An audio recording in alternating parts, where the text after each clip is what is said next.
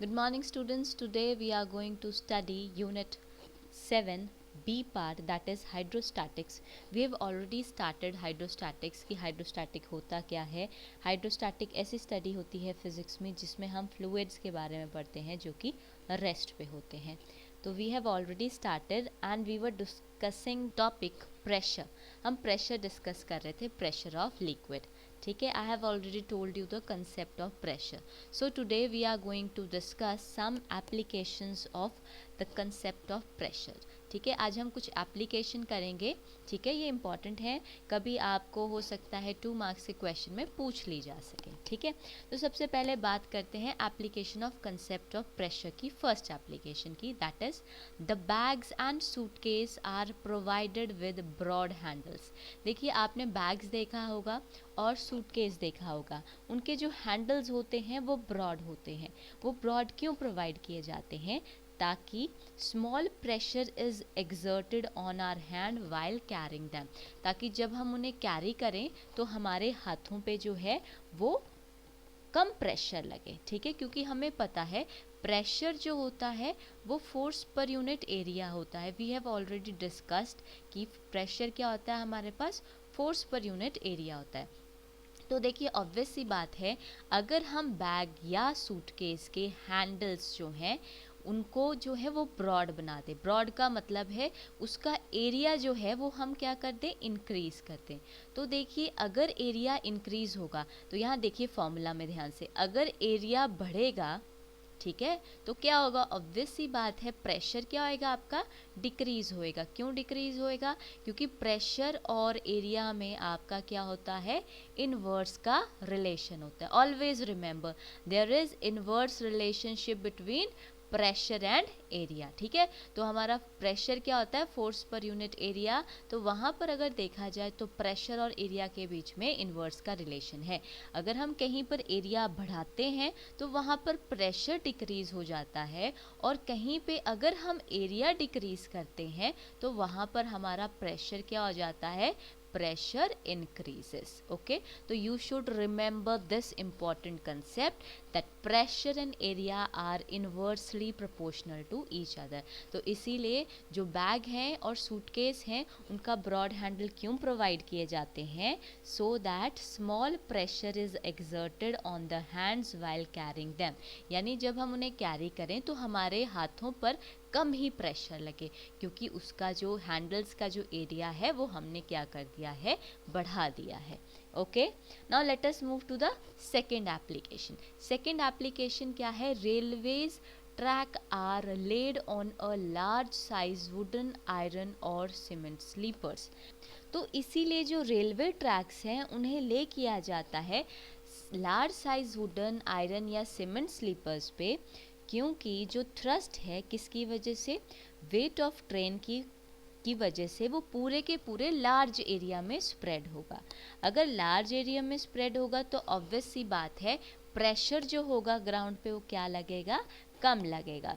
तो ये रिड्यूस करता है प्रेशर ऑन ग्राउंड. ठीक है, तो इसका मतलब है इसीलिए जो रेलवे ट्रैक्स होते हैं उनको लार्ज साइज वुडन या आयरन या सीमेंट के स्लीपर के साथ प्रोवाइड किया जाता है, ताकि जो वेट हो ट्रेन का वो एक लार्जर एरिया पे स्प्रेड होगा. अगर लार्जर एरिया पे स्प्रेड होगा तो इसकी वजह से प्रेशर जो होगा वो ग्राउंड पे रिड्यूस हो जाएगा, which prevent the yielding of ground. Okay, now let us move to the next point. It is painful to walk barefooted on a road covered with edge pebbles. तो यहाँ पर लिखा है कि पेनफुल है वॉक करना बेयर फुटेड. ठीक है, मतलब अगर आपने पैरों में कुछ नहीं पहना है तो एक ऐसे रोड पे चलना जिस पे बहुत सारे एज्ड पेबल्स हैं, मतलब कुछ नुकीले नुकीले पत्थर हैं, तो उन पे चलना मुश्किल होता है. ऐसा क्यों होता है? क्योंकि देखिए, जो हमारी बॉडी है, हमारी बॉडी का जो वेट है is supported on a very small area of the sharp edge of the pebbles on the road. देखिए, रोड है तो ऑब्वियस सी बात है वहाँ पर नुकीले नुकीले पत्थर हैं. ठीक है, तो ऑब्वियस सी बात है जब हम वहाँ पर खड़े होंगे यानी अपनी पूरी बॉडी का वेट जो है उस पेबल पे डालेंगे तो ऑब्वियस सी बात है हमारी जो बॉडी जो है वो बहुत छोटे एरिया पे हमने उसको क्या कर रखा है, सपोर्ट कर रखा है, और वो भी आपके जो पेबल्स हैं वो बहुत ही शार्प एजेड हैं। तो इसकी वजह से क्या होगा, उस पर रिएक्शन लगेगा और लार्ज फोर्स हमारे फीट पे लगेगा।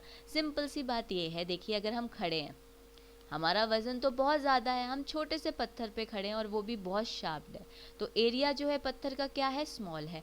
ऑब्वियस सी बात है जहाँ एरिया डिक्रीज़ हो जाता है वहाँ पर प्रेशर क्या लगता है, बहुत ज़्यादा लगता है। तो तभी लिखा हुआ है it is painful to walk bare footed on a road covered with edge payable.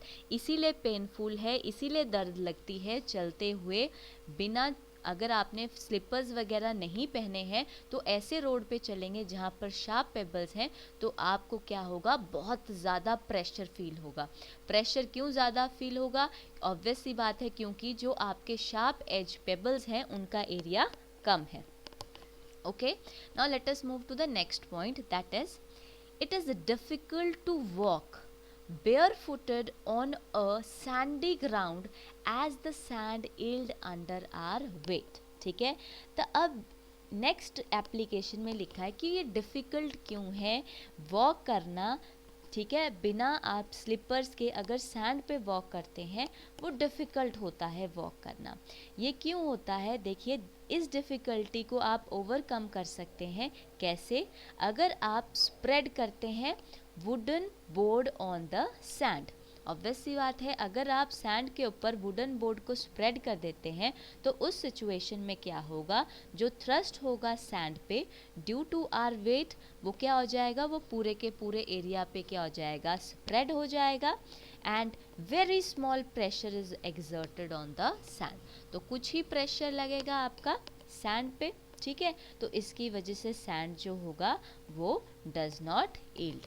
तो आप समझे मतलब क्यों पेनफुल है, मतलब क्यों डिफ़िकल्ट है वॉक करना bare footed on a sand ground as the sand yield under our weight. ठीक है, तो इसीलिए इस डिफ़िकल्टी को ओवरकम करने के लिए आप क्या कर सकते हैं, जहाँ पर भी सैंड है उसके ऊपर आप वुडन स्प्रेड कर दीजिए।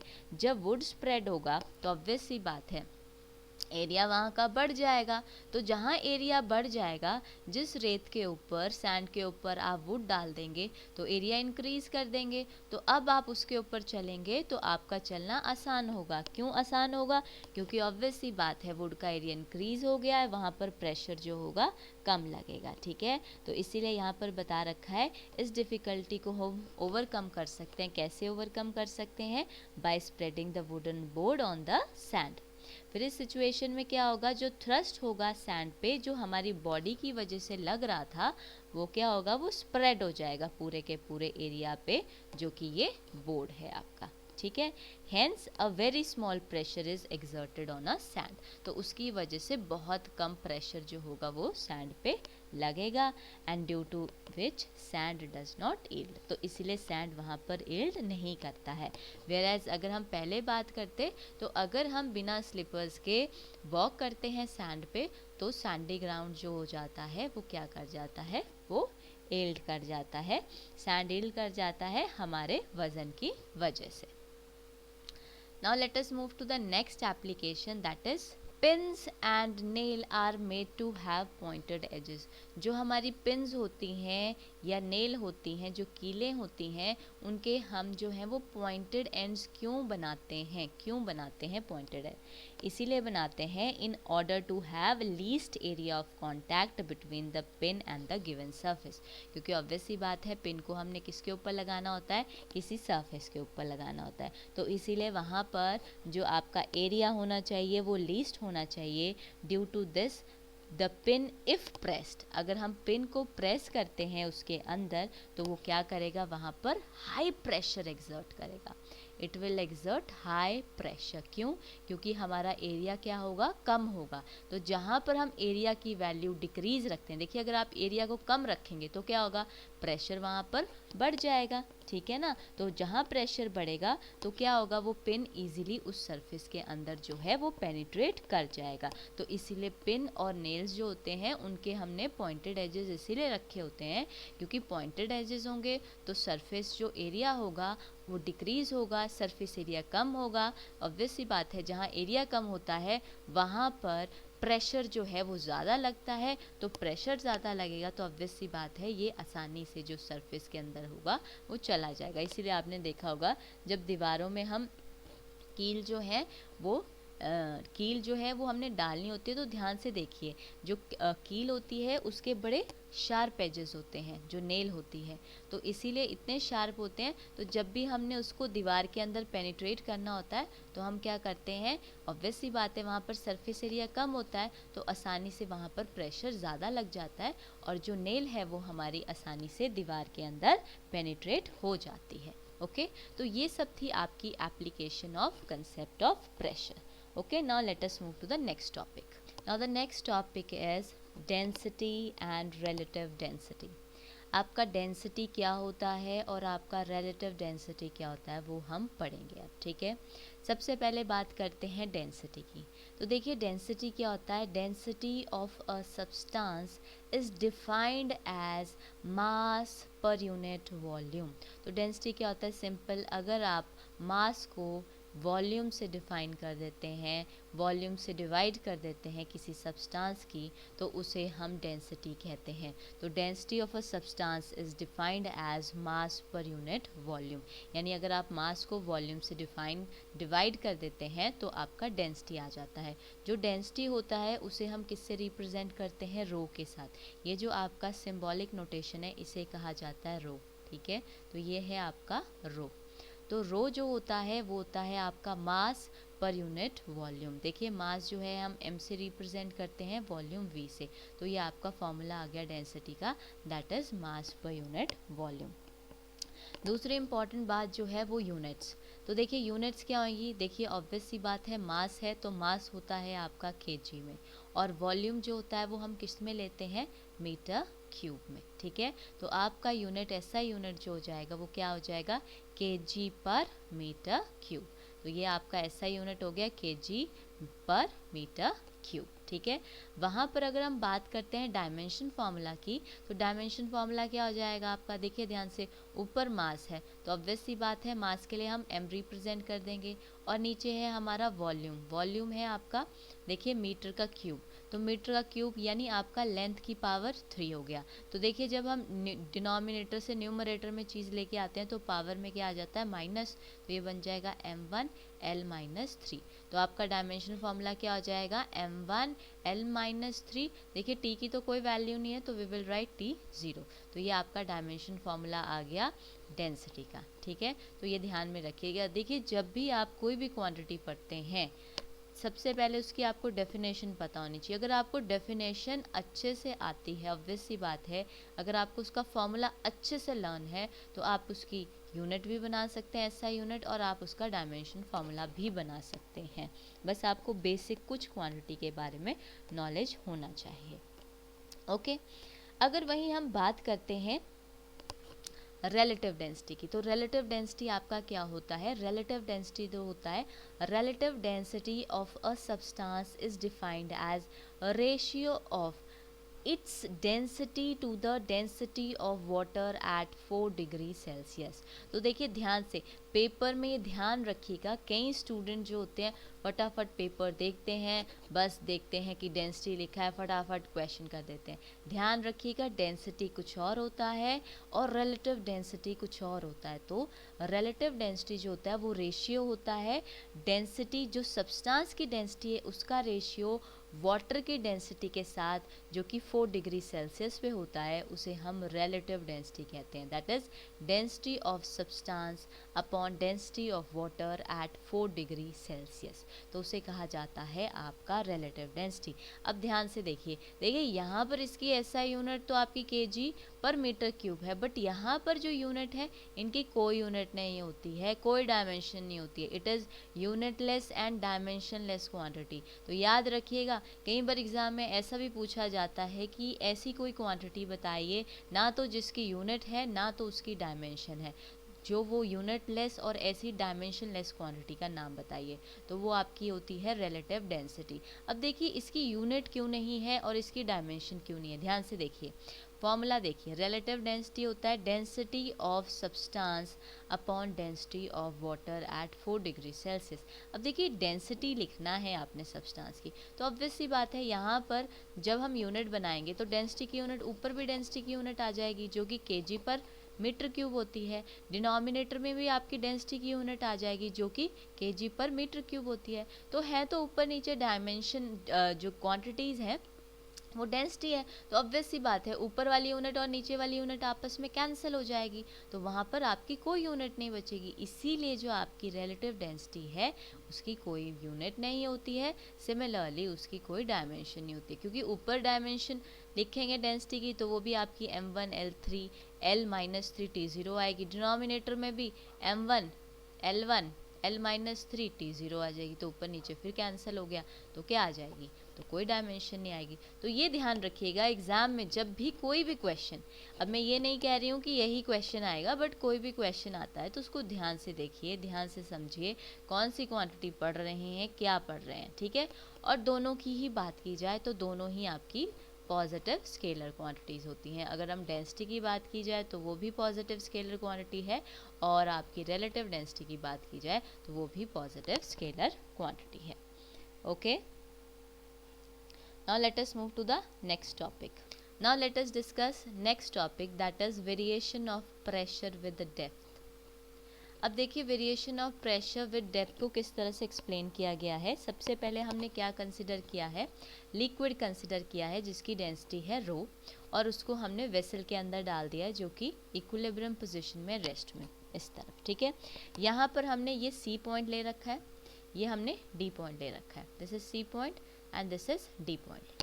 अब इसमें हमने क्या कंसिडर कर रखा है कि जो सी और टी पॉइंट है आपके 2 पॉइंट है inside the liquid at the vertical distance h। ये दोनों एक दूसरे से कितने डिस्टेंस दूरी पर है, h डिस्टेंस की दूरी पे है।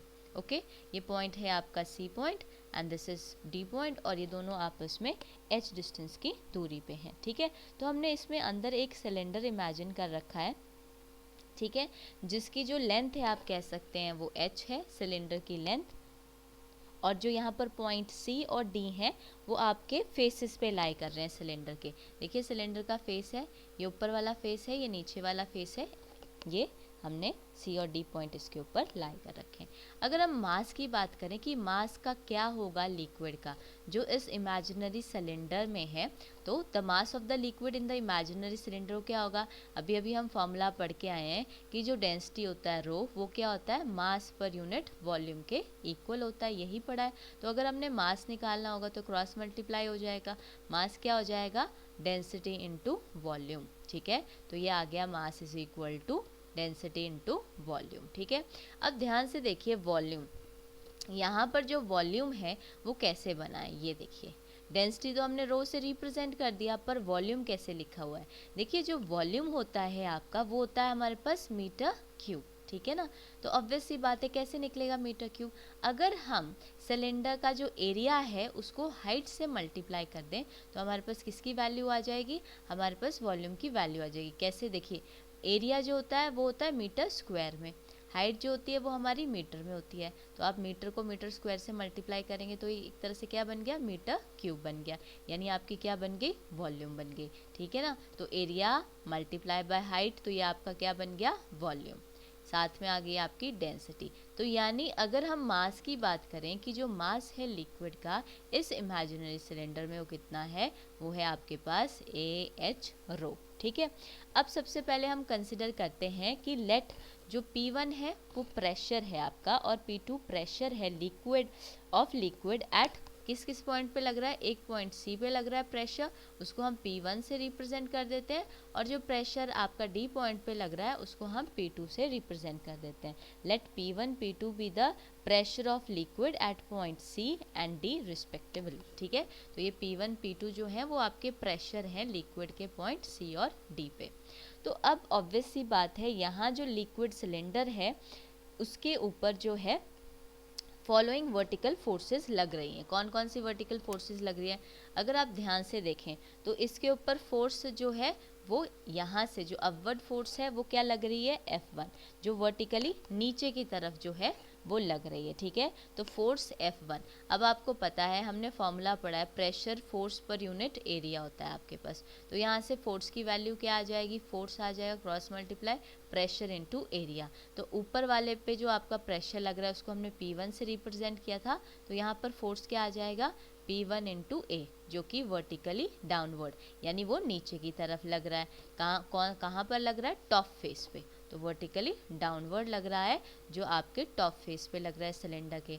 वहीं अगर हम बात करें दूसरी फोर्स की, तो दूसरी फोर्स F2 वो भी आपकी प्रेशर इनटू एरिया ही होगी, बट जो नीचे प्रेशर लग रहा है आपका वो P2 है, तो P2 इंटू ए होगी। और वो कैसे एक्ट कर रही है, वो ऊपर की तरफ लग रही है। ठीक है, जो लोअर फेस है उसके ऊपर की तरफ लगा रखी है, तो तभी हमने लिखा है कि acting vertically upward on the lower face of the cylinder. ठीक है, और वहीं हम तीसरी फोर्स की बात करें तो वो है हमारा वेट। ठीक है, जो वेट है वो कैसे लग रखा है, ये देखिए वर्टिकली डाउनवर्ड्स लग रखा है। तो वेट जो होता है हमारा वो क्या होता है, वो होता है हमारे पास mg। ठीक है, तो mg को हम कैसे लिख सकते हैं, देखिए mg जो होता है हमारा वो क्या होता है, अगर आपको ध्यान से याद हो तो देखिए यहाँ पर हमने पहले ही मास निकाल लिया है जो कि AH रो है, तो इसके साथ हम AH रो के साथ हम किसको मल्टीप्लाई कर देंगे, ग्रेविटी के साथ, तो ये हमारा क्या आ जाएगा, ये हमारा वेट आ जाएगा, जिसको हमने किससे रिप्रेजेंट किया हुआ है, mg के साथ रिप्रेजेंट किया हुआ है। ओके, देखिए as the liquid is in equilibrium of rest, देखिए अब लिक्विड जो है वो इक्विलिब्रियम ऑफ रेस्ट पे है, तो इसका मतलब जो हमने इमेजिनरी सिलेंडर कंसिडर कर रखा है वो भी किस में होगा, स्टेट ऑफ रेस्ट में होगा। तो देखिए अगर स्टेट ऑफ रेस्ट में होगा तो इसका मतलब है जितना भी नेट फोर्स लग रहा है वो किसके इक्वल हो जाएगा, ज़ीरो के इक्वल। तो हमने तीन फोर्सेस की बात की थी अभी, ठीक है, जो प्रीवियस स्लाइड थी उसमें तीन फोर्सेस की बात की गई थी, वर्टिकल फोर्सेस की, एक आपका F1 था, एक आपका F2 था और एक आपका वेट था। ठीक है, तो इसका मतलब है जो तीनों फोर्सेस होंगे उनका सम क्या होएगा, ज़ीरो के इक्वल। ठीक है, तो हमारा जो F1 और mg है, देखिए अगर आपको डायग्राम ढंग से याद है तो देखिए कुछ इस तरह से था हमारा सिलेंडर जो वाटर के अंदर था, इस तरह से। ठीक है, तो यहाँ पर जो फोर्स F1 लग रहा था वो कैसे लग रहा था, वो वर्टिकली डाउनवर्ड नीचे की तरफ लग रहा था आपका टॉप फेस पे। वहाँ पर जब बात कर रहे थे तो जो नीचे वाला फोर्स था वो वर्टिकली अपवर्ड डायरेक्शन में लग रहा था, कुछ ऐसे लग रहा था, वेरएज जो वेट था वो भी वर्टिकली डाउनवर्ड था हमारा mg। तो ऑब्वियस सी बात है, देखिए m1 जो है और आपका mg जो है वो सेम डायरेक्शन में है, ठीक है ना, तो दोनों क्या हो गए, ऐड हो गए। वेरएज F2 जो फोर्स लग रहा है वो ऑपोजिट लग रहा है, तो इसीलिए यहाँ पर हमने साइन क्या लिया है, नेगेटिव। तो इसीलिए हमने ये साइन क्या लिया है, नेगेटिव। हमने क्या किया, सारे के सारे फोर्सेस को क्या कर दिया है, ऐड कर दिया, नेट निकाल दिया। तो F1 प्लस mg, यहाँ पर हमने माइनस इसीलिए लगाया क्योंकि F2 का डायरेक्शन इन दोनों के कंपैरिजन में नेगेटिव है, तो minus F2 that is equal to 0। Value डाल दी हमने। प्रीवियस स्लाइड में बताया था कि F1 जो होता है, क्योंकि आपको पता है प्रेशर जो होता है फोर्स पर यूनिट एरिया होता है, तो फोर्स किसके इक्वल आता है, प्रेशर इनटू एरिया। तो फर्स्ट फोर्स के लिए P1A हो जाएगा, तो इसकी जगह हमने P1A लगा लिया। वैसे ही हमने mg की वैल्यू AH रो जी निकाली थी वो हमने पुट कर दी, वहीं हमने F2 डाल दिया P2A that is equal to 0। ठीक है, अब हमने क्या किया, जो प्रेशर था P2A और आपका P1A, इसको उस तरफ शिफ्ट कर दिया, ठीक है। तो ये क्या बन जाएगा, ये नेगेटिव में था, उधर जाके पॉजिटिव बन गया और ये बन गया आपका नेगेटिव। तो ये आ गया P2 माइनस P1 इंटू ए। अब देखिए एक स्टेप जो है इसमें और हो सकता है, वो क्या किया इन्होंने, इस तरह से, ये था AH rho g that is equal to, ये P2 इस तरफ चला गया, ज़ीरो के उधर जाएगा तो पॉजिटिव हो जाएगा, इक्वल के उस तरफ जाके पॉजिटिव हो गया, वेरएज ये नेगेटिव आ गया P1A। अब देखिए A जो है हम दोनों तरफ से कॉमन निकाल लेंगे, यहाँ से भी कॉमन निकाल लिया, ये हो जाएगा H रो जी, इन दोनों से भी A कॉमन निकाल लेते हैं, तो A कॉमन निकाल लेंगे तो ये हो जाएगा P2 माइनस P1। अब ये A कॉमन था, ये दोनों तरफ से कैंसिल हो गया, तो ये बन गया आपका P2 minus P1 is equal to H rho g. Okay, तो ये हमारे पास जो है एक्सप्रेशन आ गया कि P2 माइनस P1 करते हैं तो हमारा H रो जी के इक्वल आता है, ठीक है। अगर हम बात करते हैं कि जो पॉइंट्स हैं हमारे C और D, ठीक है, यहाँ पर ऊपर पॉइंट C था और ये पॉइंट D था, तो अगर आपके C और D पॉइंट जो है वो lie at same level, means अगर वो दोनों सेम ही लेवल में, जहाँ C है वहीं पर आपका D है, वो तो तभी पॉसिबल हो सकता है ना C और D, जब इनके बीच की जो ये हाइट थी इसकी वैल्यू क्या हो जाए, 0 हो जाए, ठीक है। तो हमने कह दिया C और D जो है वो एक सेम जो सेम पॉइंट पे लाई करेंगे, ठीक है, सेम लेवल पे लाई करेंगे, तो तभी पॉसिबल है जब h की वैल्यू क्या हो जाए, 0। तो अगर हम ऊपर वाले एक्सप्रेशन में h की वैल्यू 0 कर देते हैं तो वहाँ से हमें ये पता चल जाएगा कि ऐसी जगह पे हमारा प्रेशर P1 और प्रेशर P2 क्या हो जाएगा, इक्वल हो जाएगा। तो इससे हमें क्या पता चलता है, वेरी इंपॉर्टेंट पॉइंट, कि जो प्रेशर है, the pressure is same, the pressure is same at all points inside the liquid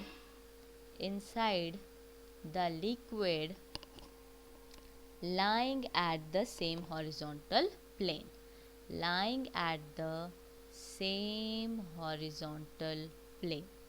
one of the most important result जो हमें पता चला कि जो प्रेशर होता है सेम होता है कहाँ पर, for all the point inside the liquid lying at the same horizontal level, मतलब जो सारे के सारे एक ही हॉरिजॉन्टल लेवल में होंगे वहाँ पर प्रेशर की वैल्यूज़ क्या होती हैं, आपकी सेम होती हैं। Okay, so that is all about for today. If you are having any doubt anywhere, leave the comment below and do like and subscribe our channel. Thank you so much.